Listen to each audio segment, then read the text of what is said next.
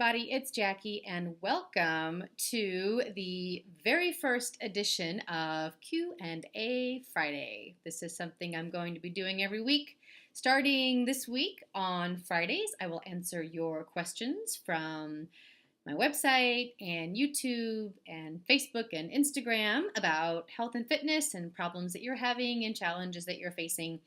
So I'm excited to be here with you all today, and hopefully this will help some of you folks because I get a lot of questions every week and a lot of the same topics come up over and over again. So we're going to try and address some of these questions starting today. So first up, we have Lori from Denver, Colorado, and Lori wants to know, what's the best way to lift and shape your glutes, your backside, without doing squats or lunges? Lori says she's got some knee problems going on. Well, obviously squats and lunges are the best thing you can do to shape your backside and build strength and build muscle in the glutes. However, if you're unable to do those exercises because of an injury or something like that, there are alternatives.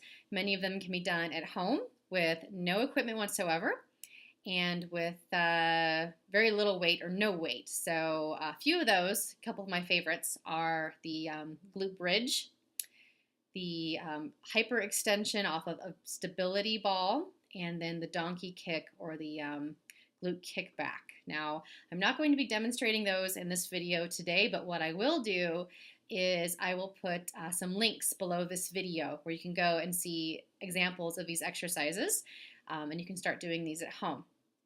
The most important thing to remember with all these exercises, I will say, is make sure that you are not arching your back. Make sure you keep your abs tight and make sure that you're squeezing your glutes throughout the entire contraction. So I'll head over to bodybuilding.com. They have a huge database of exercise demos, and I will link the links to those exercises below this video. So hopefully that will help Lori, and you should be feeling your glutes screaming in no time.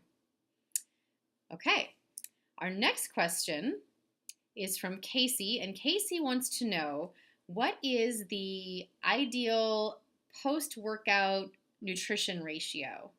So basically we're looking at what ratio of carbohydrates and proteins and fats should we have after exercise to maximize recovery and to replenish energy stores.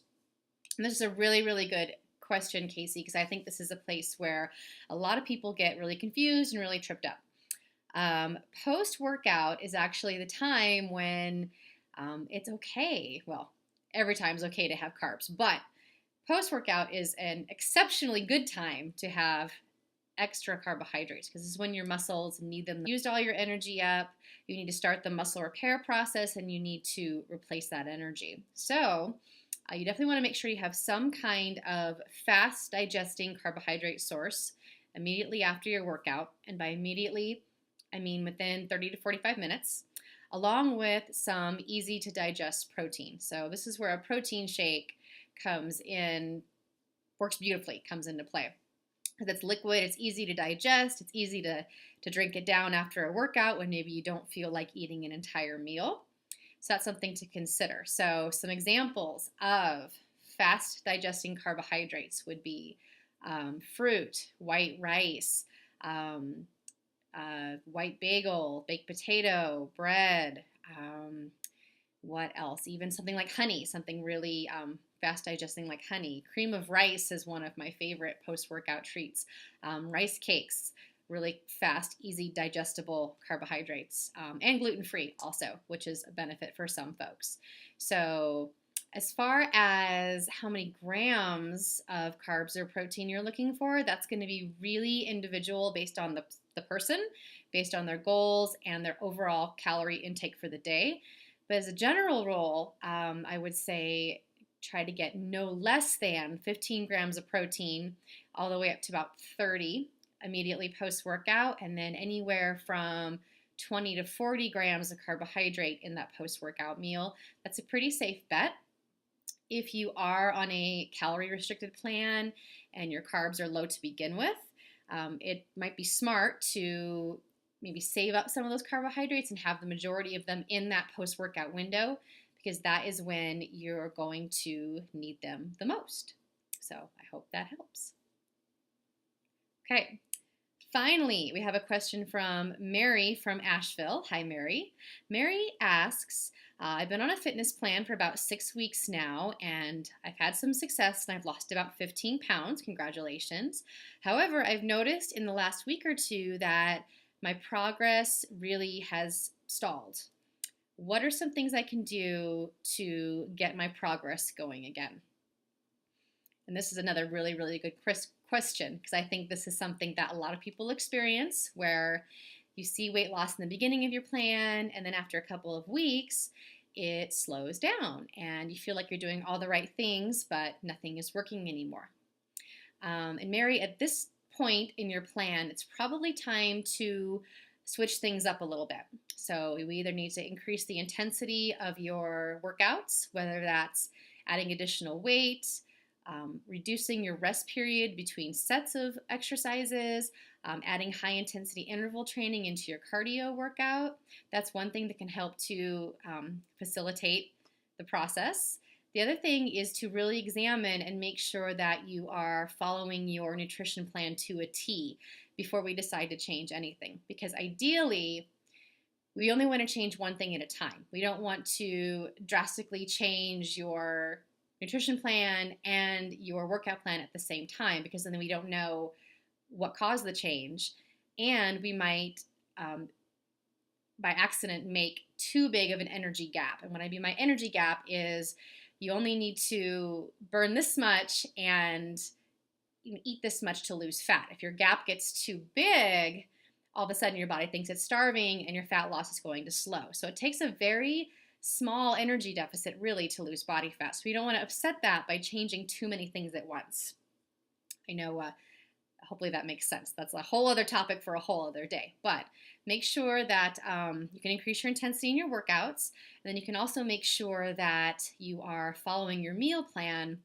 And one thing that I always like to point out to clients is to pay attention to any of the little sneaky saboteurs, I call them, that can creep into your day.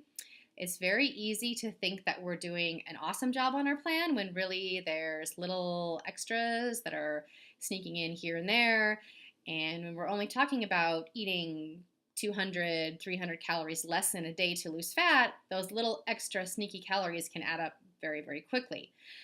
In fact, I wrote an entire 15-page ebook report about this very subject, about the little habits that can really impact your fat loss. So if you don't have that, or if you're interested in learning about the 5 things that I found that really trip up my clients when it comes to weight loss, you can go to the link below. I'll put a link below this video, and you can check out that report, and you can download it for free. And hopefully that will also answer some of your questions, or maybe identify some habits that maybe you've gotten into that you were not aware of.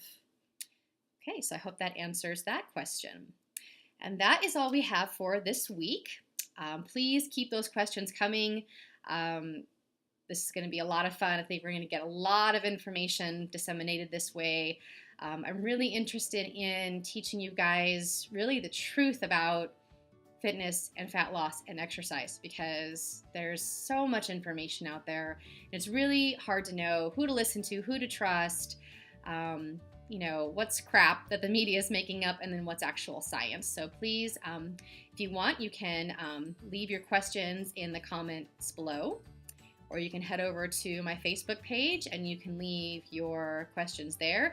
And if you want to make sure that you don't miss another episode of Q&A Friday, or the other videos and workouts and tips and recipes and food prep that I'm going to throw out there, you can subscribe to my newsletter, or you can subscribe to this YouTube channel, and we can make sure that you're getting all of that information as soon as it comes out.